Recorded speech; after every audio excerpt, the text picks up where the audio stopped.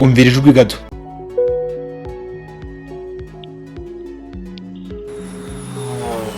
Aha ndabizi hari benshi bashobora guhita bakuka imitima bikanze ko amafaranga yabo avuye kuri konti zabo. Iri jwi ni inzozi mbi cyangwa se nightmares ku bantu benshi mu isi, by'umwihariko hano iwacu mu Rwanda. Iyi niyo bita Aviator, indege cyangwa se akadege bitewe n'uko wabyita kose. Ni imwe mu mikino y'amahirwe ikunzwe muri iyi minsi kurusha indi yose. Uko indege izamuka umutima uratera cyane kandi vuba, bishobora no gutera uburwayi bw'umutima utibagiwe n'ubwo mu mutwe. Gusa siyo yonyine turi buvuge muri iki kiganiro, turavuga kuri betting cyangwa se imikino y'amahirwe muri rusange.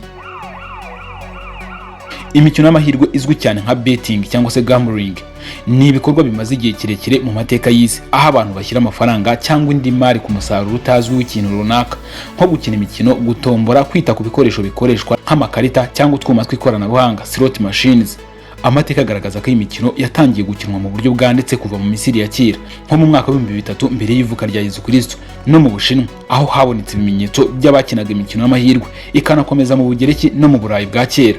Mu myaka ya vuba cyane kuva mu kinyejana cya 20 kugeza ubu, imikino y'amahirwe yateye imbere cyane bitewe n'iterambere ry'ikoranabuhanga n'ubucuruzi bwambukiranya imipaka. Muri iki gihe abantu barenga miliyari 1,600,000 ku isi bakina imikino y'amahirwe mu buryo bunyuranye, haba kuri interinete cyangwa ahantu habugenewe. Nubwo hari bake babonye ubutunzi binyuze muri betting, benshi bagiye basigara mu bukene bukabije, bagatakaza ingo, umurimo w'ubuzima bwiza ndetse n'ubusabane n'Imana.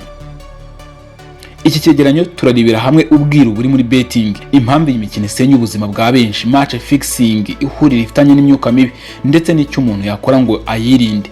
Ngende mugira banga ati aha ni kuri The Bros Entertainment.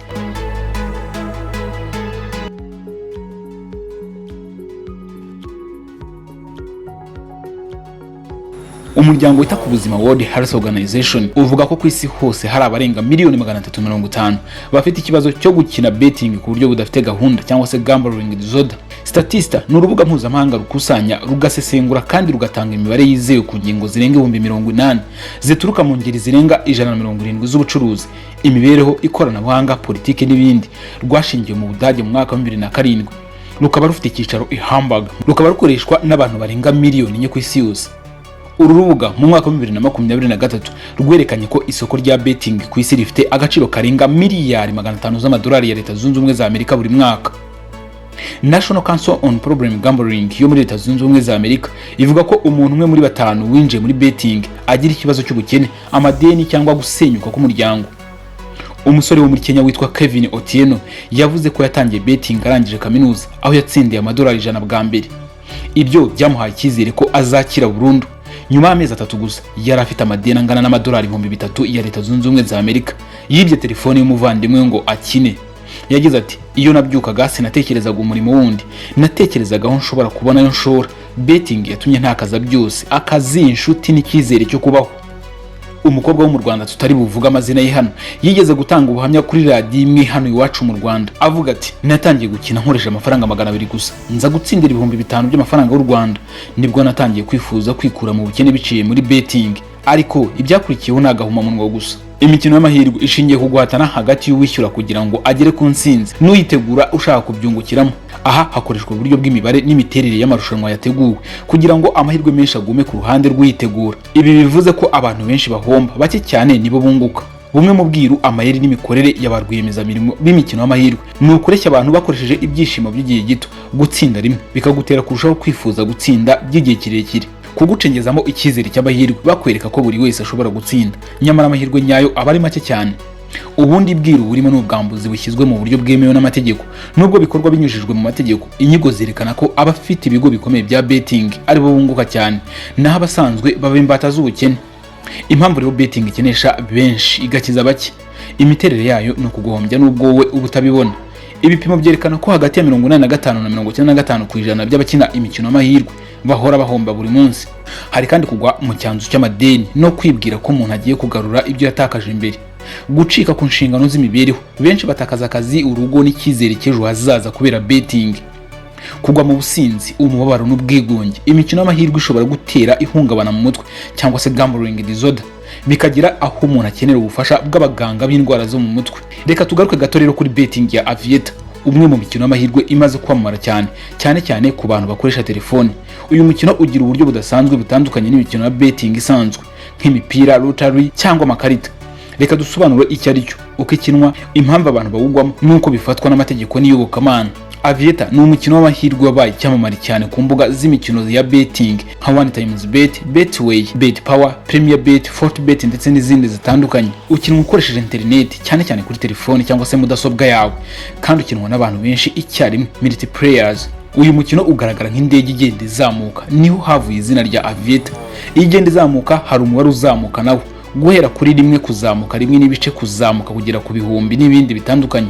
Bisobanuye ko amafaranga washyizeho nayo agenda yikuba uwo mubare uko ugenda uzamuka n'indege mu ijwi rimaze kuba nightmares cyangwa se inzozi mbi ku bakina uyu mukino. Iyo utangiye gukina uyu mukino uba ufite amafaranga kuri akaunti yawe, ariko ugashobora ayo ushaka. Niba ufite 1,000 ushobora gushyira 100 gusa kuri flight cyangwa iguruka rya mbere ushaka kugeragerezaho amahirwe. Aha indege itangira kuzamuka, umubare uzamukana nayo, ari nako amafaranga yawe yikuba. Ugomba gukanda cash out mbere yuko indege iguruka igasohoka kuri ekara yawe. Mu gihe indege igurutse utarakanda cash out, ububuza ayo warugezeho yose nayo washoye agahita agenda. Urugero, niba ushyizeho 500 ukaba wakandagiye cash out ku gikubo cya kabiri, ubona 1,000. Ariko niba utegereje kugera ku gikubo cya gatanu ariko indege igacika kuri 4.95, uhita ubura byose. Dore rero impamvu itera benshi kwishora muri uyu mukino, ikinyuranyo gito hagati yo gutsinda no gutsindwa. Umuntu ahora atekereza ngo mushijeho gato ndagira amahirwe ku yindi shuro. Gukina bitinda gato, uko indege izamuka umutima uratera cyane kandi vuba, umuntu agahitamo gutegereza igikubo kinini akabura byose. Hari kandi kuboneka kuri telefone mu buryo bworoshye. Benshi babikina bari mu rugo, ku kazi cyangwa mu nzira, biroroshye kubigeraho. Gutanga amafaranga make ugakuramo menshi, ibyo bituma benshi batekereza ko bashobora gukira mu kanya gato nk'ako guhumbya. Zimwe mu ngaruka z'ako kanya kandi, abantu benshi batakaza amafaranga buri munsi bitewe n'ubusambo cyangwa ukwizera ko baheruka gutsindwa, ariko noneho bashobora gutsinda ku yindi nshuro. Abantu benshi batangira kwiba amafaranga yo kurya, ayo mu kazi cyangwa bagashwana n'imiryango yabo. Benshi bishora mu madeni, ubujura cyangwa kunywa ibiyobyabwenge kubera stress zo guhomba. Mu myizerere ya Gikristo nk'uko Bibiliya bivuga, imigani mu gice cya 13 ku murongo wa 11, ubukire bubonetse vuba buratakara, ariko ubukorewe buhoro buhoro buraramba. Ibi bigaragaza ko gushaka kwikubira ubutunzi mu buryo bwihuse nko muri betting ya Aviator atari umurongo w'Imana. Timoteyo wa mbere igice cya 6 ku murongo wa 9 kugeza ku wa 10, abifuza gukira bahura n'ibigeragezo byinshi. Urukundo rw'amafaranga ni umuzi w'ibibi byose. Betting ifatirwaho nk'urukundo rw'amafaranga rudafite ishingiro, rushobora gusenya ubuzima bw'ikiremwa muntu burundu. Ubushakashatsi bwo mwaka 2023 bwagaragaje ko abasaga 67% by'abakinnyi ba Aviator baba baratangiye gukinira amafaranga make, hagati y'amafaranga 100 na 500. Ariko nyuma y'igihe gito bakajya batakaza amafaranga arenga 10,000 buri munsi. Ubuhamya bw'umwe mu bayikinnye yagize ati, natangiye mfite amafaranga 300 gusa, ngenda ntinda kubivamo ndabikuba. Nari mbyishimiye. Umunsi ukurikiyeho nahise ngira ubwoba bwo kubyibagirwa, nigira inama yo kongera yo gukina. Nahombye byose, ntangira kugurizaho amafaranga. Nageze aho nsiba application yanjye muri telefone. Bimwe mu byo twavuga tukiraha, iri ni ingeso yo gushaka gukira vuba. Ubuzima ni urugendo, si amarushanwa. Menya ko ibyo ureba ku bandi atari byo byose. Hari abatsinda rimwe mu gihe baba barataye byinshi. Shaka ubuzima burambye, ishoramari, kwihangira imirimo cyangwa ubuhinzi ni inzira irambye. Betting ya Aviator isa nk'umuyaga ushobora kukujyana hejuru vuba cyane, ariko igihe cyose ushobora kuguhanura ukagusenura ku butaka mu kanya nk'ako guhumbya. Kwitonda, gukunda akazi no gutekereza mu buryo burambye nibyo biramba. Gukira si ugukanda cash out ku gihe, ni ugukora buri munsi udacika intege. Reka tuvuge ku kindi kintu gisa n'ubwiru kiba mu mikino y'amahirwe, match fixing. Ni uburyo umukino uba wagenwe mbere y'uko utangira, uko uzarangira, uzatsinda, uzatsindwa cyangwa uko ibitego bizinjira. Ibi bikorwa mu ibanga rikomeye, aho bamwe mu bakinnyi, abatoza cyangwa abasifuzi bishyurwa kugira ngo bariganye umusaruro w'umukino mu nyungu z'aba bawuteguriyeho cyangwa se abakorera betting ku nyungu runaka zabo. Match fixing si ikintu gishya, mu mateka byavuzwe kuva mu kinyejana cya 19.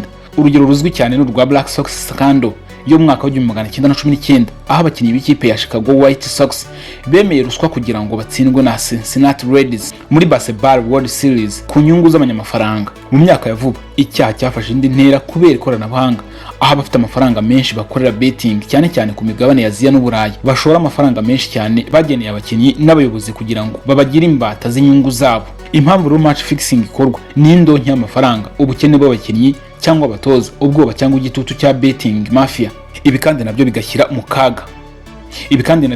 mu kaga ya mbaga nyamwinshi iba ya betting itazi ikiri inyuma ya resulta zamanitse mu mukino. Iyo umuntu ashyize miliyoni mu gutega umukino azi ko ibizabaho byose byamaze kugenwa, abafite amahirwe yo kwikuba ku nyungu. Ibi akenshi bikorwa mu makipe adafite ubushobozi, abakinnyi badahabwa umushahara uhagije, bigatuma bacibwa intege n'abaza babaha ruswa. Hari igihe match fixing ikorwa ku gahato, aho umuntu asabwa gutanga umusaruro runaka atabikora akabihanirwa. Uko bikorwa rero, guhitamo umukinnyi w'ingenzi, umukinnyi nk'umunyezamu cyangwa uwinjiza ibitego, bahabwa iyo misiyo, bakemera kwigiza nkana cyangwa se bagakina nabi mu kibuga. Gushuka abasifuzi, bashobora kwemeza ibitego bidasobanutse cyangwa gutanga penalty zidakwiriye. Kugena kandi uko igice cya mbere cyangwa umukino wose uzagenda, nko kuvuga ko ikipe izatsindwa ibitego 2-1 cyangwa ko igice cya mbere kizarangira binganye. Gutanga ruswa ku bayobozi b'amakipe, hari naho abatoza cyangwa abayobozi bahagarika abakinnyi runaka gukina kugira ngo barusheho gucika intege. Aha twavuga nko gufata abakinnyi batabanzamo cyangwa se abakinnyi bafite inararibonye mu kibuga bakaba ari bo babanza mu kibuga. Raporo ya Interpol y'umwaka wa 2021 yagaragaje ko hari imikino irenga 700 ku isi hose bakeka ko yaba yarabaye mu match fixing.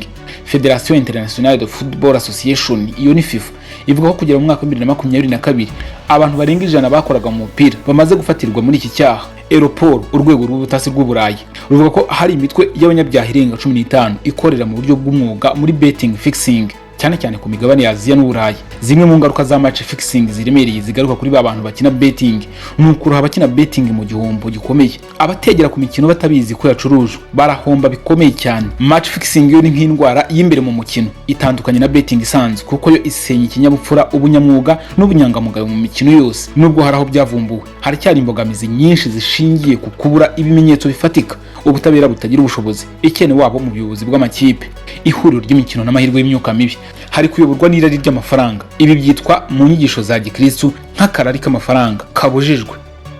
Muri Timoteyo wa mbere igice cya 6 ku murongo wa 10 niho tubisanga. Gucika intege mu kwizera Imana, aho umuntu yizera amahirwe aho kwizera Imana n'umurimo. Hari kandi gushyira ubuzima mu maboko n'imbaraga zitazwi. Mu myizerere rimwe bivugwa ko betting ishobora kugusha abantu mu buja bw'imyuka mibi y'uburiganya, ubusambo n'iyobokamana rinyuranye n'iry'ukuri. Hari kandi kuriganya n'ubujura buhabwa isura y'ubucuruzi. Iyo umukino ugutera kuba umujura cyangwa ubeshya ngo ubone uko ubona amafaranga yo gukina, ubu maze kwinjira mu mwuka w'ikibi. Imikino y'amahirwe cyangwa betting, nubwo bamwe bayibonamo igisubizo cy'ubukire, ni inzira nyabagendwa iganisha benshi mu bukene bukabije, ibabaza imiryango ikanateza umuvurungano mu mibanire n'Imana.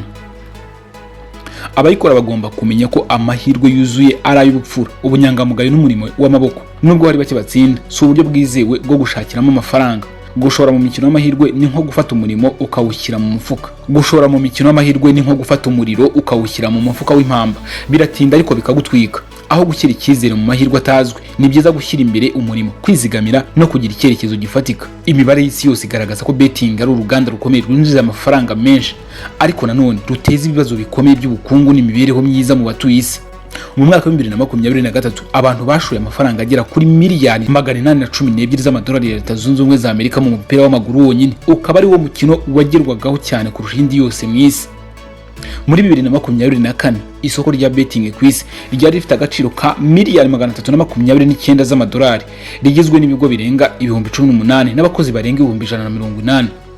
Mu mwaka wa 2024 kandi inyungu z'isosiyete za betting ku isi zageze kuri miliyari 107 z'amadolari, kandi biteganyijwe ko zizagera kuri miliyari 169.37 mu mwaka wa 2029. Bivuze ko ziziyongera ku gipimo cy'9.4 buri mwaka. Mu mwaka wa 2025 isoko rya betting rishingiye kuri internet ryitezwe kugera kuri miliyari 88 z'amadolari ya Leta Zunze Ubumwe za Amerika, rikazagera kuri miliyari 245 mu mwaka wa 2034. Bivuze ko riziyongera ku gipimo cya 12% buri mwaka. Nubwo betting yinjiza amafaranga menshi, igira ingaruka zikomeye ku bantu ku giti cyabo n'imiryango yabo. Abantu benshi batakaza amafaranga menshi, bagashorwa mu madeni, ndetse bamwe bagahura n'ibibazo by'ubuzima bwo mu mutwe.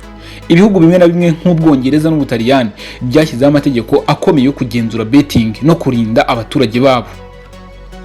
Mu gusoza, nubwo betting zinjiza amafaranga menshi ku rwego rw'isi, ni ngombwa ko abantu n'ibihugu bibanda ku kurinda abaturage babo ingaruka zayo binyuze mu mategeko, ubujyanama no kongera ubumenyi ku ngaruka za betting. Njye ndimugira bangati aha ni kuri The Bros Entertainment. Ndabashimiye kandi mukomeze mugire ibihe byiza aho muri hose mu bice bitandukanye by'isi.